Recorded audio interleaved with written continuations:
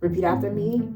Consistency. Every natural hair girly that has gotten some sort of skin in the game knows not to manipulate their hair every single day. Now let's get into the part where you start spending money. Simple tools, simple products, simple routine. Get in, we're going shopping.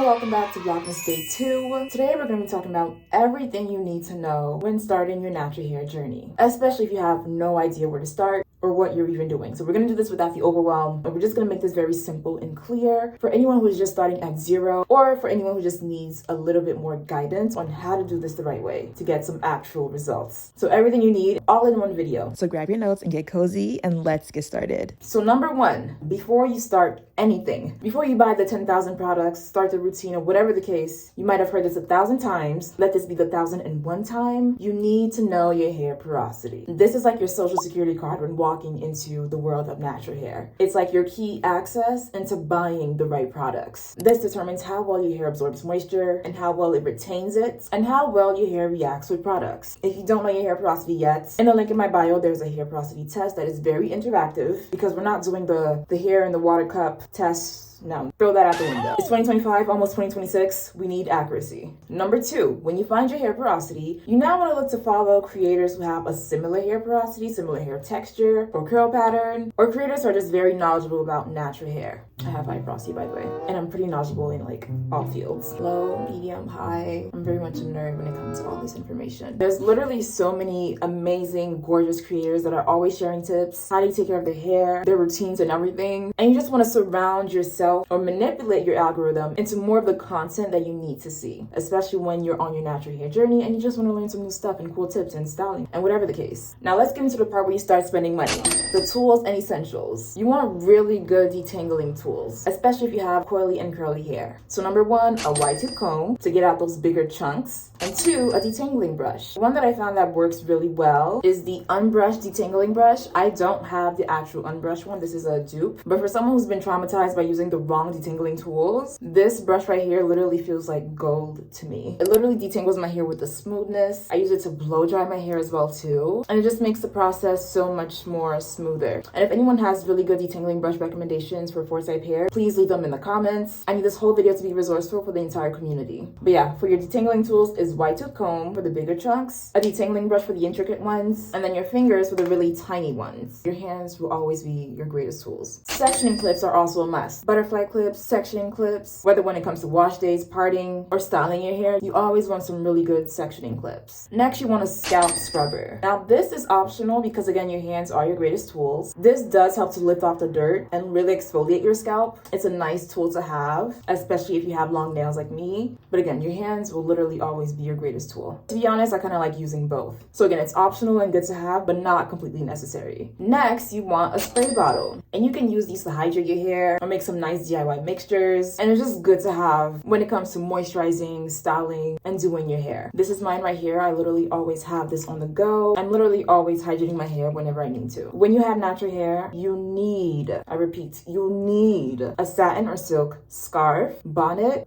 or pillowcase, or all of the above, especially if you have coily and curly hair. This protects your hair and avoids unnecessary friction. And one thing that I learned recently is that silk bonnets and sheets and scarves and everything are actually better when it comes to moisture retention. So I might actually be upgrading because I want the best for my hair, you know? And I looked them up and they're really not expensive. But yeah, we want quality here when it comes to our natural hair. Always invest in yourself. Always invest in your hair. Quality is always important when it comes to our natural hair. I also forgot to mention satin scrunchies. I literally have a whole bunch of these and they're just very gentle on your hair and very cutesy too. Whether you're doing a soft bun, pony, or styling your hair, these are just like good to have. Again, stay away from the rough cotton scrunchies or anything that just again might cause friction on your natural hair. We don't want to be causing unnecessary split ends and breakage. And then this one is actually really important, hair shears. Especially if you're like dusting your ends at home. You don't want to be using any kind of scissors on your hair. You want professional hair shears that are going to give you a nice clean cuts without causing a unnecessary split ends, which other scissors tend to do because they're not as clean, sharp, and cut. Bobby pins. I always find bobby pins to be very essential when it comes to styling, so they're definitely good to have as well. I have one more thing to add to the basket, a pintail comb. You know, the one with the metal tip. And this just comes in handy for styling purposes. And when you want to get cleaner parts, yeah, let's add that to the bag. All right, so boom, now that we got through the essentials and the very basics of what you need, let's talk products. Once you know your hair porosity, picking your products becomes a bit more easier. So for example, low porosity needs lightweight products and tools like steamers or heat caps to help open up the cuticle to help you absorb the products. Yes, if you have low porosity and you're watching this, make sure you add a steamer to your list of essentials. Low porosity also wants to be careful with protein. Medium porosity also requires lightweight products, but needs a protein and moisture balance. So they don't need to be extra careful with protein like low porosity does, but just way more intentional. High porosity hair needs thicker and richer creams and is way more protein friendly because it needs protein for better moisture retention. I know this information does get a lot and complicated, but I did create hair guides for each porosity where you can learn more about your hair porosity, the routines, how to balance protein, and keep your routine very simple. So it's a very easy beginner level guide. You'll find the link to that in my description. And I also did teach a natural hair course that's in my YouTube playlist and TikTok playlist that you can just binge watch through because it gets very specific down to your hair density and thickness. But here is everything you need to keep your routine simple. You need one good clarifying shampoo, and this is to cleanse your hair monthly or when you have product buildup or when you're using products that have silicone like tea protectants and things of that sort. Whenever your hair is super dirty, that's when you use a clarifying shampoo. It's not your weekly go-to. Once a month is the minimum, and don't give yourself a reason to use it more frequently. You want a regular shampoo, and this could be a hydrating or moisturizing shampoo depending on your porosity. Low porosity does best with hydrating, and medium and high porosity can do hydrating or moisturizing. If you have coily hair, you want to lean towards moisturizing because they give you more slip. So choose one of the two. Next, you want a deep conditioner. Forget the conditioner, you want a deep conditioner. These get deeper into your hair cuticle and give you the moisture you need. Next, you want a really good leave-in. Your leave-in is like your first layer when you're styling your hair. You always want to apply that on damp hair, so like your little spray bottle, wet your hair a little bit, apply your leave-in so that the products are absorbing well. If you have low porosity, use a steamer to apply your products. You want a really good moisturizer, and this could be a curl cream, hair milk, twisting butter, twisting cream, styling cream, and a good sealing oil. And whatever you choose is going to be based on your porosity. I go more in depth into the hair guides, but when you're starting, you just want to keep it very simple. Simple tools, simple products, simple routine. You do not need to be overwhelming yourself with 30,000 things. You want to make sure your basic moisturizing routine is set and clear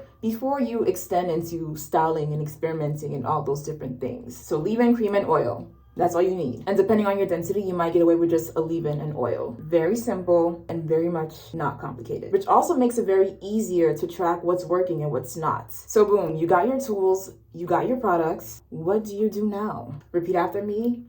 Consistency. You stay consistent. This is probably like the most hardest part of the natural hair journey is staying consistent because it's very much easy to say, oh, I'm tired. Oh, I don't have time. Oh, I'll do it tomorrow. And the whole time your hair is literally just starving and screaming for attention. And part of your natural hair journey is really learning to treat yourself and care for yourself the way you wish for others to treat you. My natural hair, these girls right here, these are literally my babies, and I treat them as such. And me being consistent, even though sometimes it's hard, it's just how I show up for myself. So consistency does play a big part in your journey and in how you show up for yourself, how you care for yourself. It's really not about being disciplined, but more so an act of devotion, being devoted to yourself, being devoted to your evolution, being devoted to your growth, being devoted to your well-being. You know, that's what it's all about. I also did create hair routine templates that can help you with tracking things like wash days, treatments, your products, what's working and what's not, your hair growth as well too. And it's just basically an amazing tool to help you stay consistent on your journey. My next tip, leaving your hair alone. If you truly want to see your hair flourish, you gotta leave the girls alone because you'll realize that your hair doesn't always want to be an extrovert. Sometimes she just want to be tucked in her bonnet, at home, in her comfy bed, and be left alone. Manipulating your hair every single day is not ideal and will cause more breakage than retention. Ideally, you want to style your hair once a week and refresh it throughout the week. So if you're washing your hair weekly, on your wash day, you'll do chunky twists, braids, cornrows, or anything that's low manipulation, and then wear that style throughout the week when it dries up. Every natural hair girly that has gotten some sort of skin in the game knows not to manipulate their hair every single day. If anything, you want to be hydrating your hair every single day. But the tight ponies, tight styles, or anything that's putting too much tension on your hair on a daily basis, basis will definitely cause you more damage than growth. Protective styles are also A1. You just have to know how to maintain them. So like mini twists, mini braids, they're definitely amazing at reducing your wash days and keeping your hair more low maintenance. But low maintenance doesn't mean no maintenance. It requires hydrating, moisturizing, washing, and touching up from time to time. But if you really want to grow your hair, you definitely want to start doing more protective styles. They're literally your best friends. Or if you're someone who's still learning how to be more comfortable with their natural hair, half wigs and glueless wigs. Bonus points if they're closer to your texture. You just also want to make sure you're taking care of the hair underneath with hydrating, moisturizing, or retouching whenever it's necessary. Now for my final tip, exposure therapy. The more you wear your natural hair, the more comfortable you become wearing it. And this is very much so part of building the relationship with your hair, because at the same time, your hair doesn't always want to be an introvert. Sometimes she want to go out and play. Sometimes she wants to be seen and valued and cherished and loved. But that relationship has to start at home with you. As I always say, your natural hair journey is a healing journey. And the relationship you build with yourself is literally the most important relationship. So it's important to prioritize that. I know it can feel scary at times, especially if you're not used to wearing your natural hair. But start small. You can start wearing it at home, start wearing it around your friends, or when you're running like quick little errands, you know? These are small little steps that will help you with becoming more comfortable with your natural hair. Okay, last few final tips. Try to avoid using heat in your first month of starting. And even if you're blow drying your hair, always use heat protectants. Don't compare your journey to others. Your journey is yours and only yours. And your hair thrives when you love it exactly where it is. Which brings us to my last and actual final tip. Be gentle with your hair. Be loving with your hair. Love your hair in all its states. When you're detangling or when you're running out of patience, always be gentle with your hair. Always be loving with your hair. In every case scenario, especially if a hair braider is like braiding too tight, or someone is doing your hair and they're doing it too tight, speak up. Don't let anybody play with your babies like that. But all in all you need when starting your natural hair journey is one, of course, knowing your hair porosity, having the right tools, having the right products, a simple and easy routine, consistency, and creating a loving relationship with your natural hair. This was day 2 of Vlogmas. Thank you guys for watching. I know I'm only doing 8 days, but I'd much rather do 8 really good videos that are worth the while rather than oversaturation and stressing myself out. So whether you're in hibernation mode or alone for Christmas, just like me, or you just want to learn some really good tips when it comes to self-care or your natural hair that are also affordable, then you should definitely stick around and spend the holidays with me. This was Vlogmas day 2. Make sure to like, comment, and subscribe, and I will see you for day 3.